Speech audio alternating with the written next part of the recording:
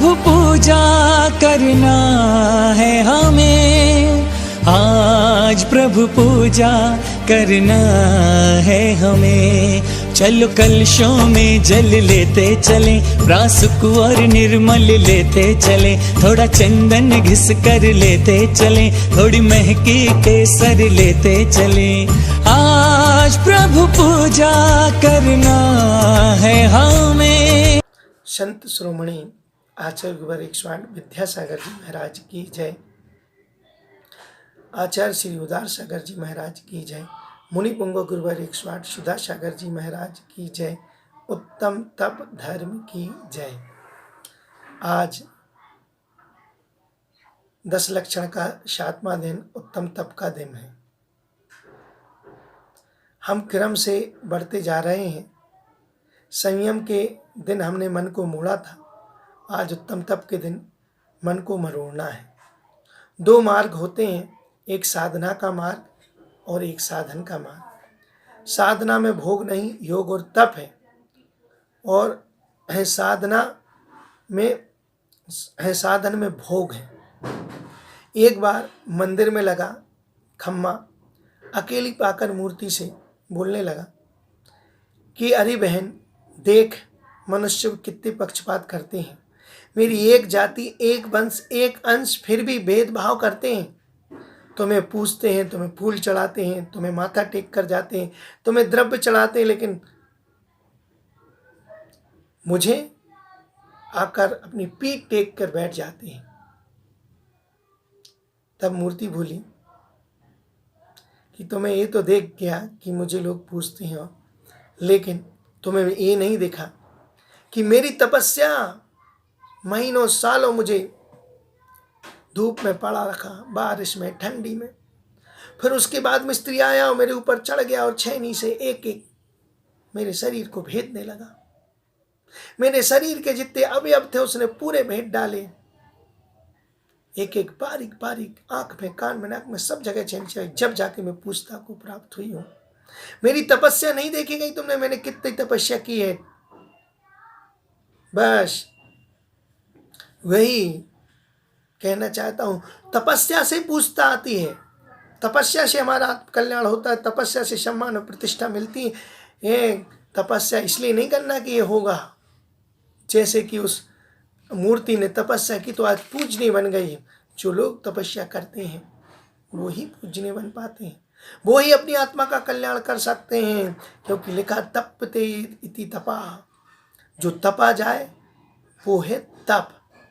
इच्छा निरोधा तपः, इच्छाओं को रोकना तप है। हमारी इच्छाएं सीमित नहीं है। अगर हम इच्छाओं को नहीं रोक पा रहे तो कैसे तप करेंगे। अगर मोटी क्षण है वो टेढ़ी हो जाए, सीधी नहीं हो रही, तो उसे कैसे करते हैं, उसे अग्नि में गर्म करते हैं और उसको फिर सीधा।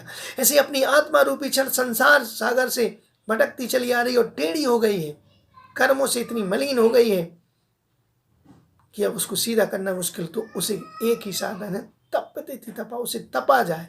तप के द्वारा से इस आत्मा को सीधी करके ऊर्ध्वगामी बनाया जा सकता है। धूप में फल पकते हैं तो मीठे लगने लगते, उसमें मिठास आ जाती। आँच में भोजन पकता है तो स्वादिष्ट हो जाता है। अग्नि में अपवित्र स्वर्ण भी पवित्र हो जाता है। अग्नि में तप कर मिट्टी भी मंगल कलश का रूप धारण कर ले। उसी प्रकार हमारी आत्मा में भी निखार आता है, तो वो आता है तप से। भारतीय संस्कृति में भोगों नहीं, योग को प्रधानता दी गई है। राग को नहीं, विरागता को, साधन को नहीं, साधना को प्रधानता दी गई है। कहा जाता है तप के द्वारा हम अपनी आत्मा को उज्जवल कर सकते हैं। एक प्रसंग सुनाता हूं मैं। अकबर ने अपने मंत्री से कहा कि तुम्हें एक कोयला सफेद करना है। पूरी रात सभा में चर्चा होने लगी कि इस हर बार तो अकबर जीत जाते थे, अकबर हार जाते थे, बीरबल जीत। इस बार अकबर जीतेंगे और बीरबल हारेगा। कसम दे दी गई। सब पूरी सभा 1 हफ्ते का समय दिया है। 1 हफ्ते बाद सभा ठसाठस देखा गया। क्या करें, बीरबल अपने हाथ में काला कोयला लेकर वापस। सब ले इस बार तो बीरबल हार गया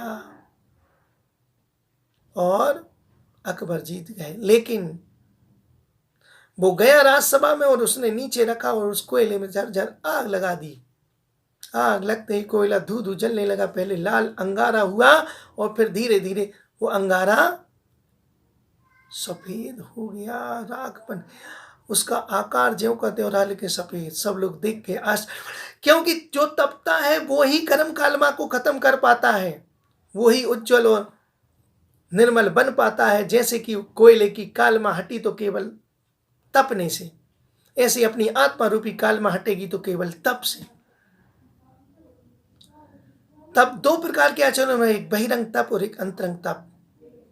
अनशन, अमोदर, व्रत परिशंकार, रस परित्याग, विविक्त संयासन, काय क्लेश, बाह्यम तपाई। बाह्य तप है अनशन, भोजन का त्याग।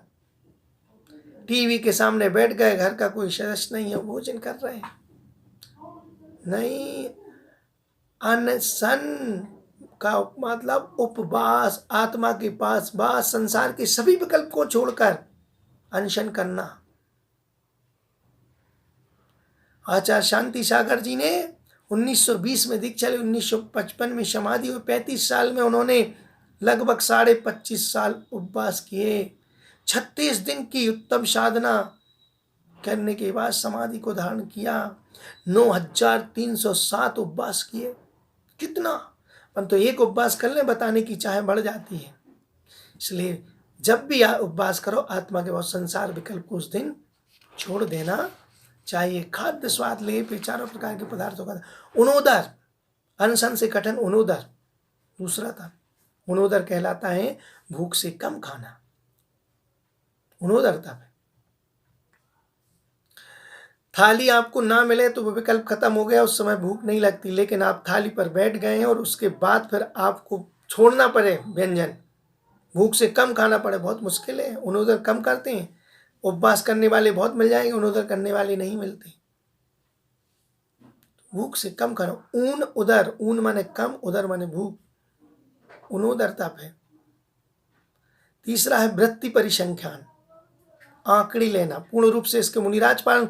एक देश श्रावक करता, मैं एक ही बार का परसा भोजन लूंगा, एक ही बार भोजन करूंगा, है जितने बर्तन उतने उपयोग करूंगा, मौन से खाऊंगा, इशारे नहीं करूंगा। ऐसे अपन लोग भी व्रत परिसंख्यान ले सकते हैं। आंकड़ी लेकर तो मुनिराज जाते हैं, वो पूर्ण रूप से पालन करते हैं। रस परित्याग, रसना इंद्री को बस में करने के लिए रसों का त्याग, दूध, दही, घी, तेल, नमक, मीठा, हरी आदि, इनका त्याग करना। इनसे हमारी इंद्रिय विषय कंट्रोल होते हैं, विषय वासनाओं से हम हटते हैं। रस परित्याग करने। विविक्त संयासन, एकांत और शून्य स्थान पर, निर्जन स्थान पर बैठना, विश्राम करना, वो कहलाता है विविक्त संयासन। अष्टमी चतुर्दशी एकांत स्थान पर आसन लगाए हैं, वो भी तप कहा है। और काय क्लेश, आरामदायक मतलबी चीज़ों से भावना को दूर में योग आसन वगैरह लगाना, वो बाह्य तपों से हमारा मन विषय भोगों से हट जाता है। इसलिए बाह्य तप, सर्दी, गर्मी, वर्षा स्थान, इन सब पर इनको सहना बाह्य तप के अंतर्गत आता है। सुदर्शन शेठ शमशान में जाकर काय क्लेश तप किया करते थे। सही, बहुत सारे उदाहरण शास्त्रों में है ऐसे, तब जाके अपनी आत्मा कर्मों से रहित होती है। और अंतरंग तप, प्रायश्चित, विनय, वैयाव्रत, स्वाध्याय, विसर्ग और ध्यान। बहिरंग तप और अंतरंग तप में अंतर क्या है? बहिरंग तप बहिरंग में देखने को आते हैं। अन्य मतावलंबी भी इसको बड़े रूप में पालन कर सकते हैं, लेकिन अंतरंग तप जैन दर्शन में मिलते हैं और केवल आत्मा से संबंध रखते हैं। प्रायश्चित, दोषों को बताना, तस्मिच्छामि दुक्कड़म, विनय, गुणों के प्रति, गुणवानों के प्रति विनय का भाव होना, वैयाव्रत, सेवा शुश्रूषा करना, शरीर से वस्तु आदि को दूर करना। मुरैना में एक अनंत कीर्ति महाराज जी थे। किसी ने, ठंडी बहुत थी, उन्होंने रात में एक सिगड़ी चला, पैर जल गया, समाधि ले ली। ऐसी वैयावृत्ति नहीं करना, विवेक पूर्वक वैयावृत्ति करना। तब स्वाध्याय, शास्त्रों का पढ़ना भी एक तप है। जो आत्मा को कल्याण करे, परिष्कृत करे, निष्पन्न कर दे, वो स्वाध्याय, अपनी आत्मा का अध्याय, अपनी आत्मा को जानना। क्या विषय भगवान ने बताया उसको अच्छे से समझना, आत्म कल्याण के लिए जो पढ़ा जाए वो स्वाध्याय कर, ये भी अंतरंगता पे व्युत्सर, अहंकार ममकार करता मैं करता मैंने ऐसे किया, अहंकार ममकार का त्याग, वो व्युत्सर और ध्यान, मन वचन काय को स्थिर करना, एक पदार्थ पर चित्त को रोक देना, वो ध्यान।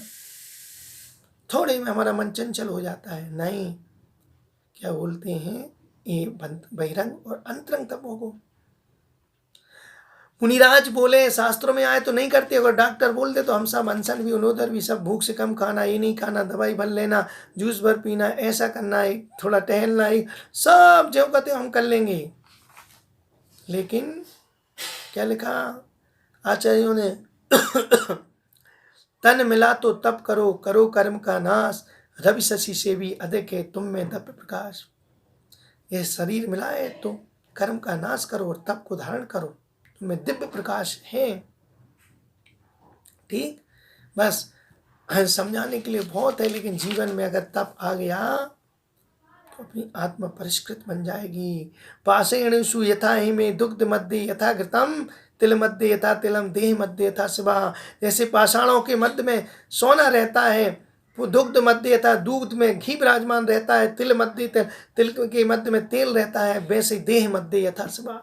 अपने इस मध्य में एक शिव आत्मा बसी है, भगवान बसा है, उसको प्रकट करने का एक ही साधन है तप को धारण करो। ये बालकपन जवाहरात जैसा रहता है, उसको ने कहा यौवन सोना जैसा रहता है, बुढ़ापा तो हमारा 70 तांबा जैसा होता है, और बुढ़ापे के 70 के बाद तो समझ लो लोहा हो जाता है। जीवन का उपभोग नहीं उपयोग करो, तब में लगाओ, तब अपनी आत्मा का कल्याण हो जाएगा। बस हिम है पर हक है गलने वालों का, हिम पर हक है गलने वालों का, पथ पर हक है चलने वालों का, दीपक पर अधिकार है सभी पर लौ पर हक है जलने वालों का, लो पे हक। अर्थात आत्म कल्याण चाहते हो तो उस तप को अपने जीवन में लाओ और अपनी आत्मा को परिष्कृत करो। इसी मंगल भावना के साथ बोलो उत्तम तप धर्म की जय।